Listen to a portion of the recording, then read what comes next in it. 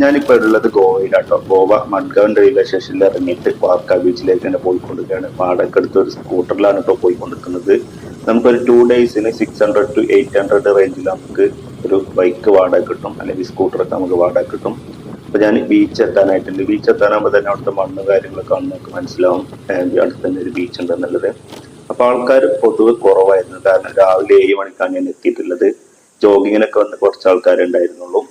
നല്ല വൃത്തിയുള്ള ബീച്ചാട്ടോ, നല്ല അടിപൊളി വൃത്തി, ഒരു ചപ്പ് ചവറുകളൊന്നും ഇല്ലാത്ത നല്ല അടിപൊളി ബീച്ച്. കുറച്ച് ആൾക്കാർ ജോഗിങ്ങിനൊക്കെ ആയിട്ട് വന്നിട്ടുണ്ട്.